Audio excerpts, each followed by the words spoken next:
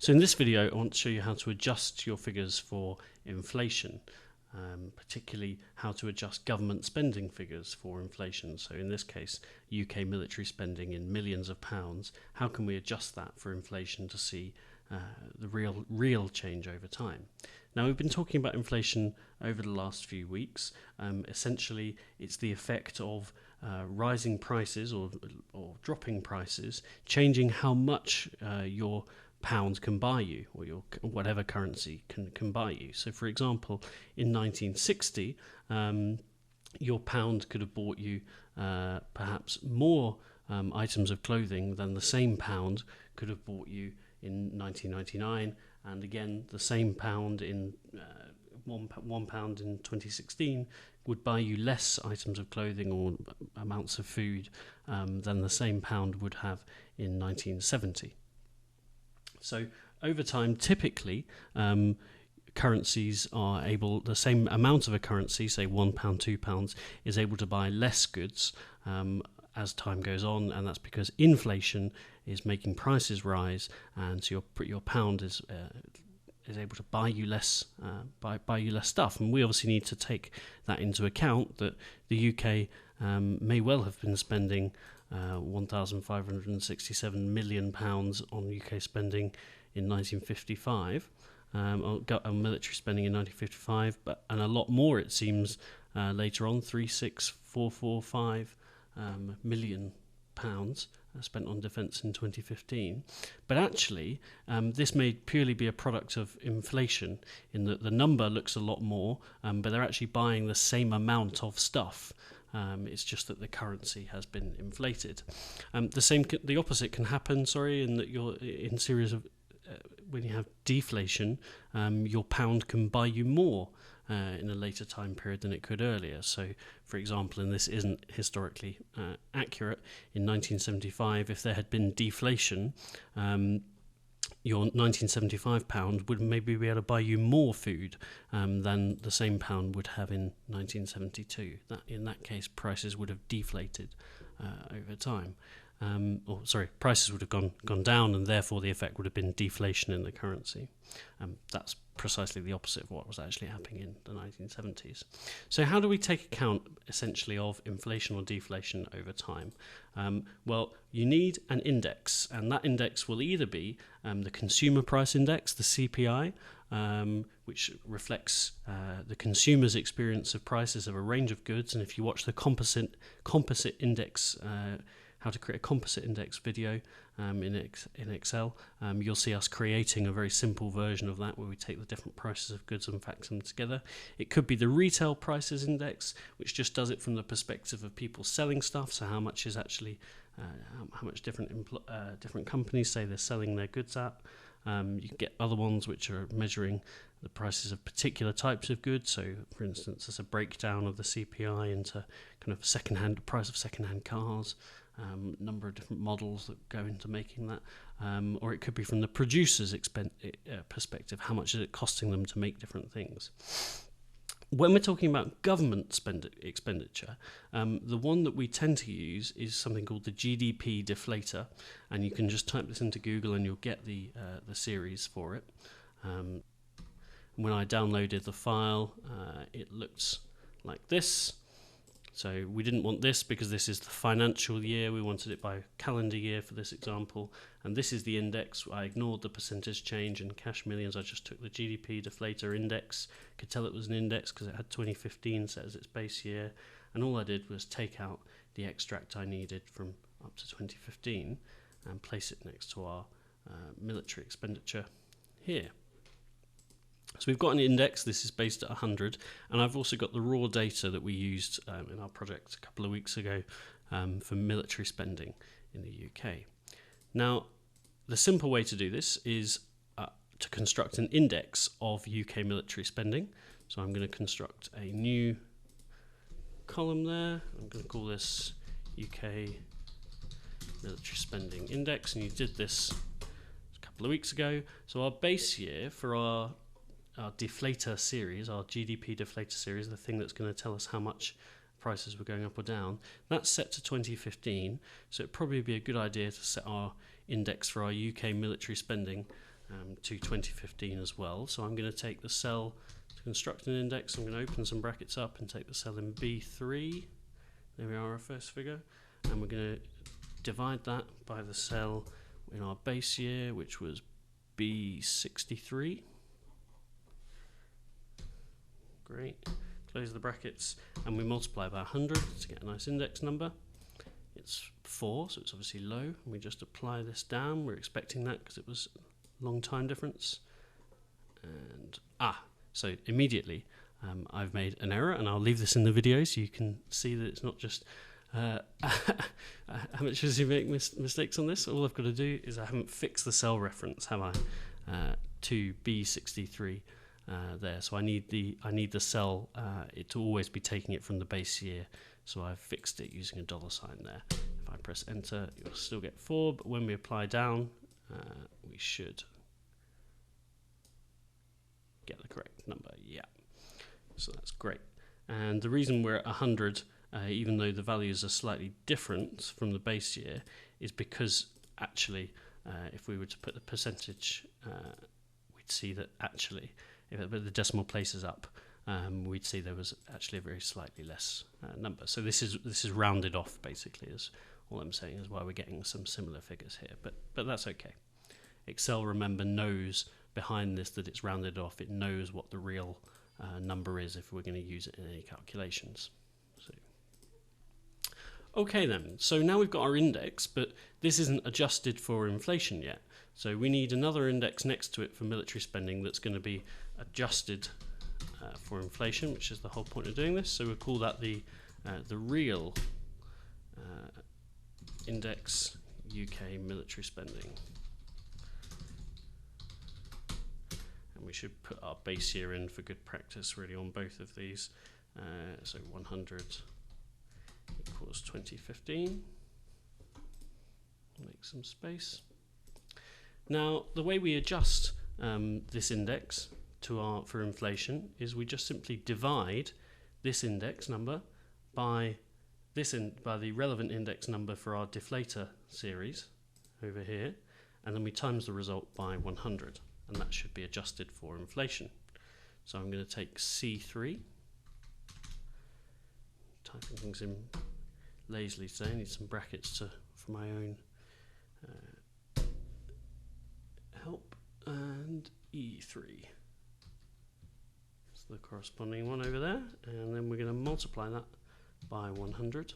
Don't need to worry about fixing the cell references here because it's applying horizontally to the relevant index values for each year. And we get 98, which already suggests that when we adjust for inflation, that spending perhaps wasn't so far off as we predicted. So as our unadjusted index would suggest. So we adjust down, yep, we're still getting 100 for this here, which is what we'd expect. Base year should have 100 for all your indices. And what we can see pretty immediately is when we adjust this index up against the GDP deflator index, which is the thing that's controlling for inflation, it's telling us how much inflation has affected our results, we can see that actually defence spending really hasn't changed anywhere near as dramatically as it looked as if it had when we hadn't adjusted for inflation. Here we're talking about an index number of 4 compared to our base year of 100, whereas actually when we adjust this figure for inflation, strip out the effects of inflation on this figure, our index goes up to 98. And if we just quickly chart these, okay, it's a line graph. I'll quickly put the dates on there for us. Horizontal index, horizontal axis. There we go, and we'll add another series in for the unadjusted figures. There we are, and I'll just select this is our unadjusted index. So I'll just rename that our real index. So there we go. UK military spending then looks pretty different as if we adjust for inflation. I'll just put a legend on there so we can see.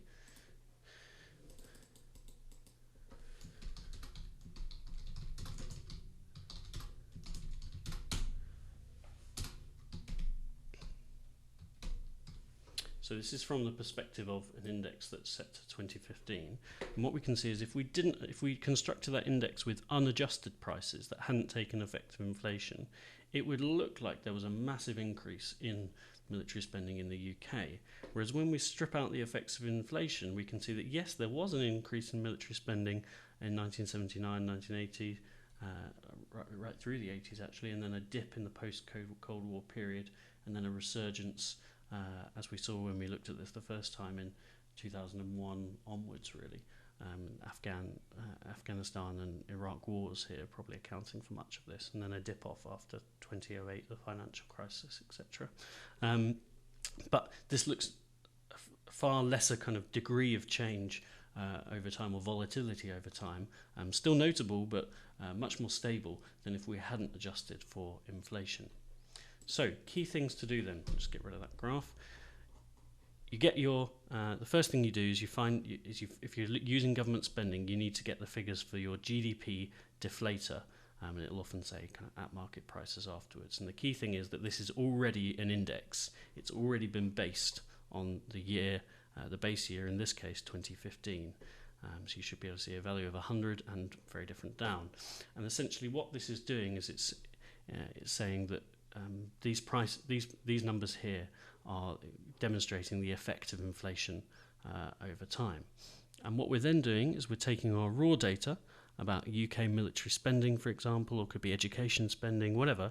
We're turning that into an index, and then we're converting that index into an inflation-adjusted index or a real index by dividing it by the relevant figure in our GDP deflator and multiplying by 100.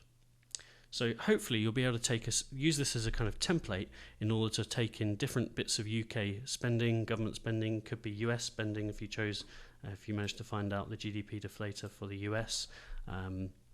If you were doing this with something that was more to do with prices, so you were looking at the price of a cinema ticket or something over time and you wanted to adjust for inflation, then I think you'd be better off using, as your deflator, you'd be better off using a prices index, either CPI or RPI, which I can show you how to get hold of.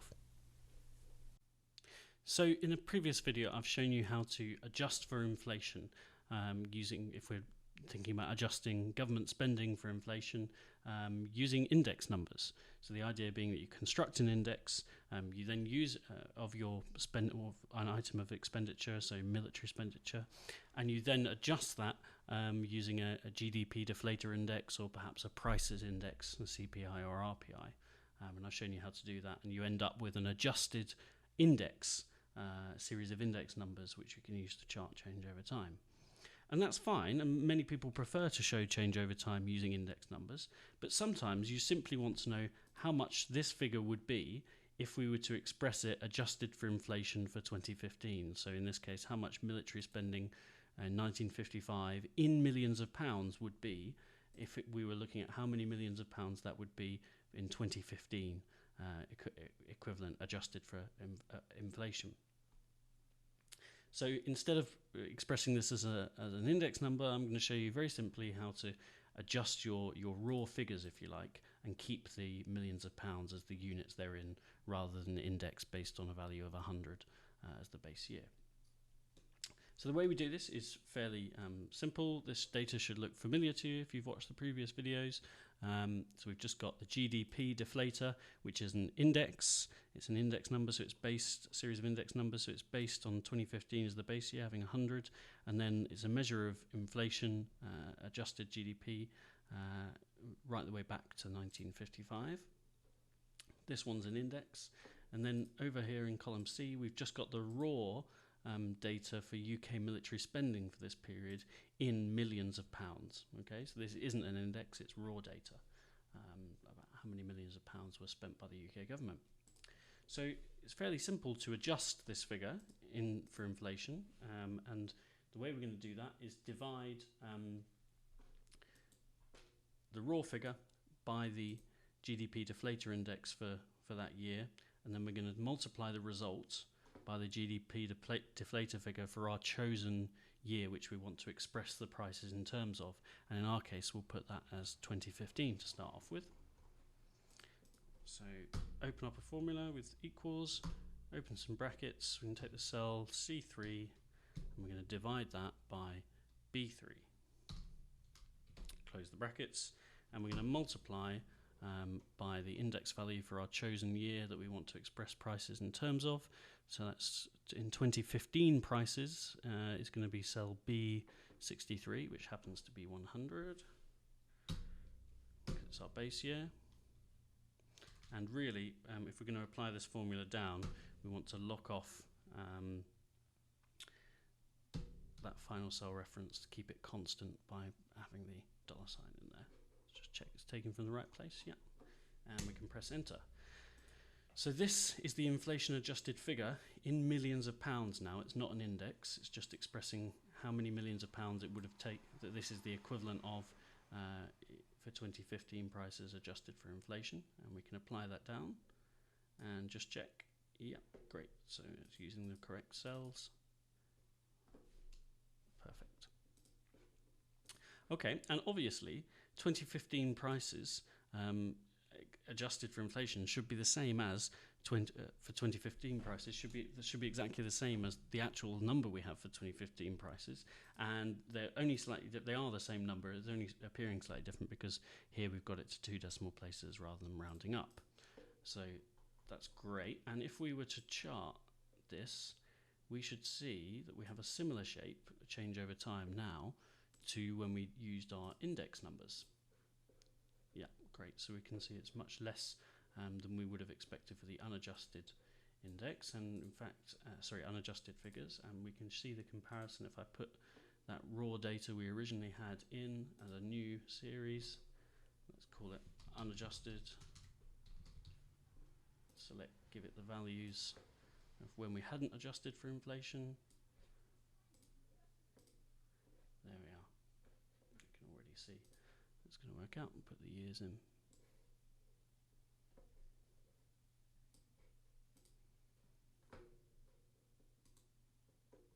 Okay, so the blue line is our adjusted figures in millions of pounds, so nearly, what's that, 40,000 million pounds, so we're well into the billions here. Whereas this was our unadjusted inflation figure that just gave the numbers in the raw form.